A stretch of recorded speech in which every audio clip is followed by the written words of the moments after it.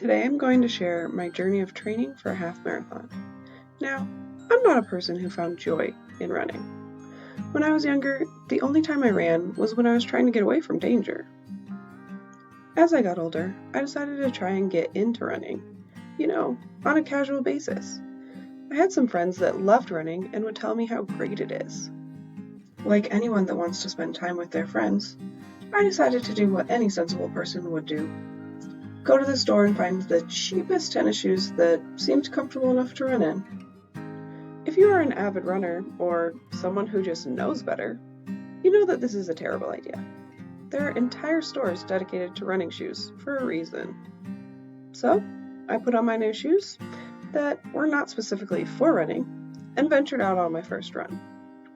After 1.42 miles and feeling like I might die, I was done. I only had a few blisters and a mildly positive attitude towards running, so I decided to try again and again. I eventually built up the endurance to run 2 miles, then 3 miles, then almost 4 miles. I shared my newfound interest in running short distances with my friends, and they thought, if you can run 3 miles, then you can run 13. No problem. After many conversations and a few more 3 and 4 mile runs, they convinced me to sign up for the Colfax Half Marathon. I thought, how hard could it really be? To better prepare, I went to the running store and purchased better shoes that would allow me to run the distance I was shooting for. Once I was signed up for the race, had my fancy new running shoes, and a pretty positive attitude, I needed to figure out how to actually train for a half marathon. To Google I went. On Google, I found a few different training plans and eventually created one that would work for me. I wanted to make sure I included rest days and cross-training for injury prevention. I wrote a goal I wanted to complete for each month of training. Once I started training, I was running more than I ever had in my entire life. I was feeling great.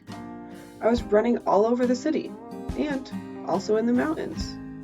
I was finding friends to help me train and really enjoying the process of training. Having a set schedule, goals, and a date that I had to be ready really helped me stay on track. The biggest achievement I had was running a little over 7 miles in one go. It was the most I have ever run, and I was ecstatic. With the help of my training plan, my friends, and my trusty running shoes, I was able to achieve my first big goal. Although I accomplished something that seemed impossible for me, my training took a turn for the worse. After this run, I was still running 5 days a week, following my training plan, but my foot seemed to hurt more each time I ran. I tried to stay positive and keep my momentum up, but my foot was in a lot of pain. The breaking point was when I went on an 8-mile run with a friend and her dog. I felt fairly decent during the run, besides the dull pain in my foot. Once we were finished, I could barely walk. I knew this was bad, but I had been working so hard on my training and was so close to my end goal.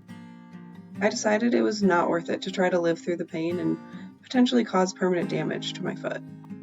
So, I went to the doctor. She let me know that I had plantar fasciitis. She told me I should stop training and limit the amount of walking I do to allow it to heal. She also informed me that I would not be able to run the half marathon that I had been training so hard for.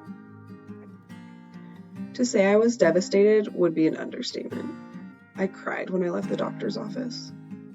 I had to tell my friends and family I would not be completing the race. I had to email the race organizers and tell them I had to back out because of medical reasons. I also had to come to terms with the limited amount of exercise I could do after exercising 5 days a week for the past 4 months. After feeling down for a week, I tried to snap myself out of it. I started walking as much as I could and looked at the positives. I didn't permanently injure myself, and I accomplished more than I ever had before. Dealing with an injury is mentally and physically taxing. Having a good support system, a different and healthy way to cope, and a positive mental attitude can help you get through.